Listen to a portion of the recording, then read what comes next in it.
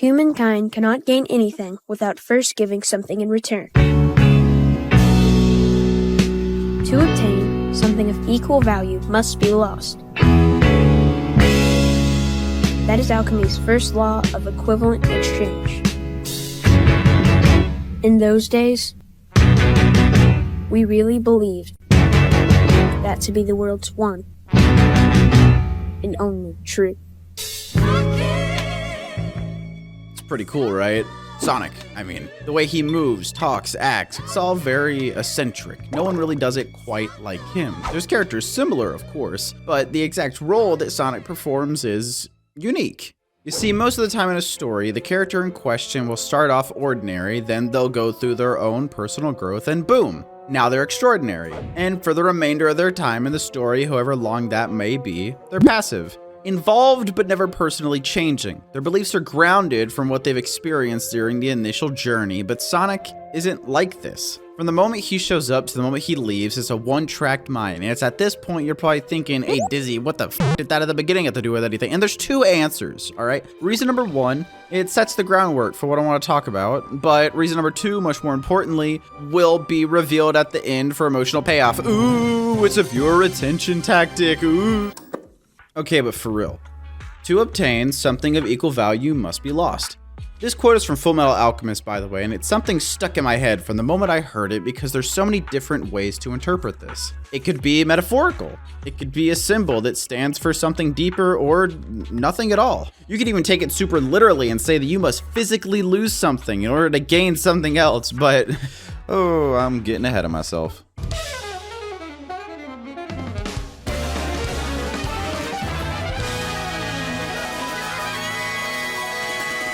Sonic the Hedgehog. You think you know him, right? You clicked on a video with him in the cover, so you probably know him. I'm sure you've all played the games, or at least this one.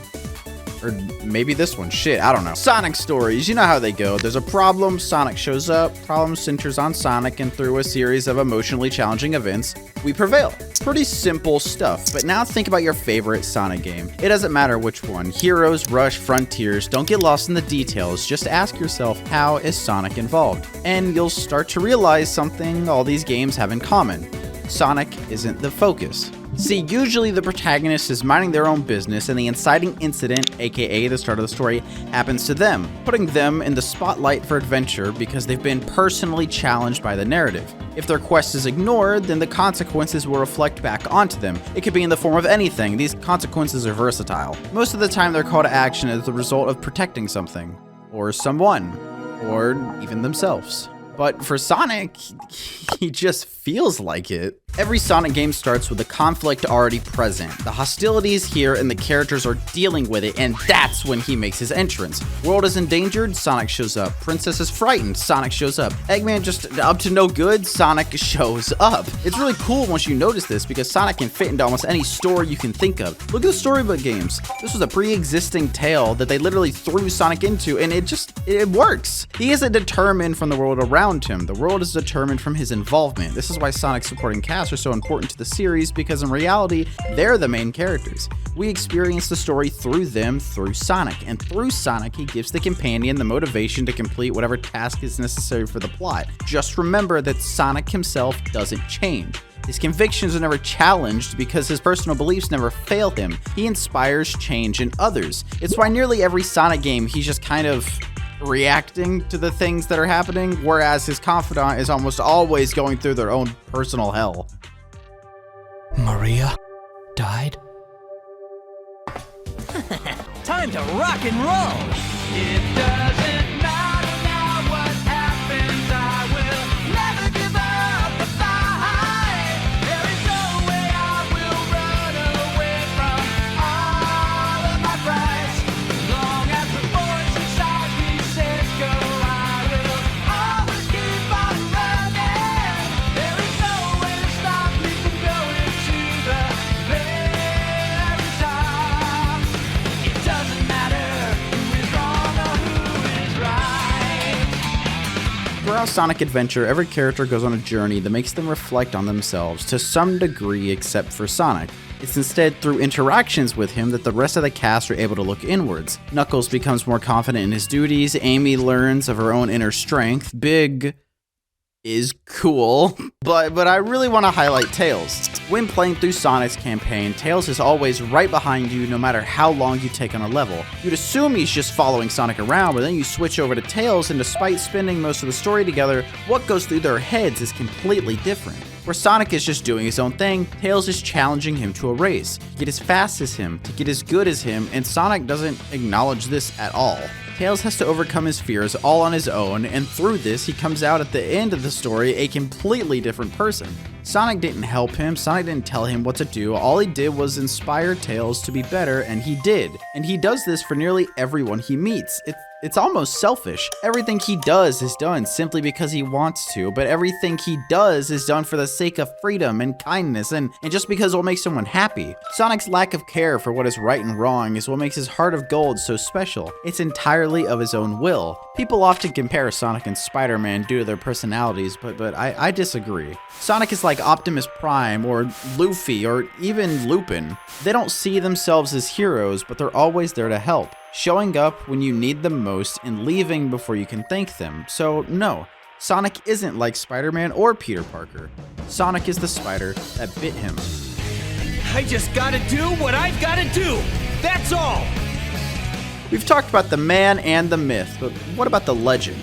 The Chaos Emeralds are one of the most important aspects of this franchise in my opinion. You could sooner remove Tails from any random game and I wouldn't notice as fast compared to if the Emeralds vanished, and the reason for this is because in some way, shape, or form, every Sonic game revolves around them. The Emeralds are always at the center, so much so if you take a look at all the weaker Sonic games, you'll notice that the Emeralds aren't that important, and in some cases, they'll create new magical artifacts that act as a stand-in for them. Super Sonic serves as the climax of the story, both physically and emotionally. Every trial the characters face lead up to this moment. He is a manifestation of development. When he appears, that means the journey is almost over. There's just one last challenge to overcome. All of these characters are connected to the Chaos Emeralds somehow. That's what makes Super Sonic so cool. All their pain and fear is intertwined with these gems, and only after conquering these fears does he show up. The fact that Super Sonic is here at all is proof of change. Just as he's a literal reward for the player for finishing the game, he's also a symbolic reward for the characters for finishing whatever voyage they just set out on. He is literally the light at the end of the tunnel, and the Chaos Emeralds are the catalyst for this. Everywhere they go throughout history, they spread malady. Look at the name, they're the Chaos Emeralds. Complete disorder, utter confusion, infinite powers bestowed upon the user, chaos control, able to manipulate time and space, chaos spear, electrocutes target and detonates, chaos blast, snack-sized nuke that disintegrates everything in its vicinity. These are tools of war and malice, able to cause entire civilizations to disappear overnight. Within the short time that we've known about the Emeralds, they've sent a water god on a rampage, destroyed half the moon, created the ultimate weapon for an alien warlord, then teleported that warlord's doomsday ship to Earth, split the world into 7 pieces twice, unleash a darkness and fire deity that threatened 3 different timelines simultaneously, and allowed a literal embodiment of death to be released from its prison. The Chaos Emeralds are mayhem given form, yet under Sonic's influence, they can perform miracles. Behavior so unpredictable as to appear as random. That's the definition of chaos, but notice how it's not inherently malicious? The Chaos Emeralds are made up of 2 things, positive and negative energy, both tied to your emotions. Their actions are dependent on the person using them. Let's take Shadow for example. He was ready to use the Chaos Emeralds to obliterate the Earth, but once his mindset was changed, he instead used them to save it. He was created as a weapon for the Black Arms using the Chaos Emeralds, and using those same emeralds, he was able to defeat him. It's why even simple stories like Heroes are remembered so fondly. Metal Sonic trying to cheat his way to the top, and Super Sonic appears to show him that strength isn't everything.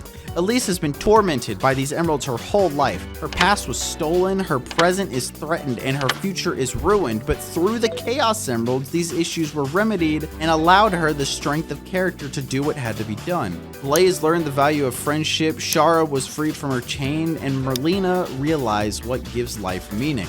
All of this was possible thanks to Super Sonic, as the Chaos Emeralds, in my opinion, symbolize change. or at least the ability to. Even the music reflects this. Amy's theme is about Amy, Knuckles' theme is about Knuckles, but Supersonic's theme is about chaos. It's almost like a duet between the two, as he's literally asking Chaos to open his heart. Live and Learn is about Shadow moving on from his past and learning to live with it. But What I'm Made Of is especially unique because it can be played from either perspective. Metal Sonic trying to prove that he's the real Sonic by any means necessary, and Sonic trying to explain that his data doesn't make him special, it's his humanity. You can look at literally any song from the Frontier soundtrack and you'll see what I'm talking about. The Chaos Emeralds are a means of liberation just as much as they are destruction, and Sonic understands this. Super Sonic is chaos incarnate, and I think a perfect example of this is in Sonic Adventure where, oh my god, I'm sorry I keep going back to this game. It's just the perfect embodiment of what I'm talking about. You spend the entire game going on this journey surrounding the history of the emeralds and the chaos they bring, and it all leads up to this huge moment at the end, and it's such incredible irony because this isn't perfect chaos,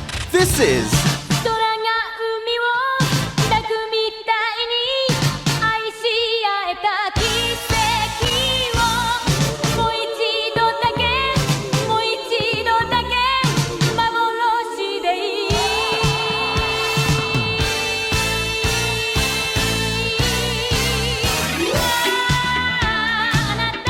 Sonic doesn't go super to defeat Chaos, he does so to help him. The Call wanted to seal him away in the Master Emerald just like they did hundreds of years ago, but Sonic realizes that that won't help him. Chaos's home was attacked as an act of war, and he was released just to wage another one. Super Sonic uses the positive power of the Chaos Emeralds to counter the negative energy Chaos absorbed from them in his anger, allowing him to calm down and return what to call peacefully, something she didn't even know was possible. That's what makes this fight so cool to me. It's so empowering. It was never about winning, it was about saving. This boss battle in Generations has convinced people that Sonic is stronger now than he was back then, and that's not true. Sonic could have demolished this guy if he wanted to. Hell, throw classic Sonic in here, alright? He's still getting demolished. People keep getting caught up in strength and power levels and agenda posting, but that was never really the case for Sonic. These guys often get interpreted like this, when in reality they're more like this. They may look different, but underneath they're the same old Hedgehog. The simple fact of the matter is that Sonic isn't getting stronger because that implies you need to be stronger to accomplish your goals, and you don't. If you've learned anything from Sonic, it's that you can do anything. Literally anything that you set your mind to. Music, art, craft, literature. Even this video you're watching right now felt impossible for me to make, but it wasn't. Sonic isn't about the stories or the characters or whatever. It's about you, your struggles, your journey. Sonic is an impossible goal to reach as a person, but trying to live as free as he does, appreciating the world around you and helping those in need, but still remembering that you are free to do as you please, you will ultimately realize that strength within you. It's a message to all of us that we are more than what we think we are. It's not something you can get from just playing the games or watching the movies. You have to actually take his advice and get out there and live. So to answer the question I presented at the beginning of this video of what you have to lose, it's yourself. You have to let go of who you are today to embrace who you will be tomorrow.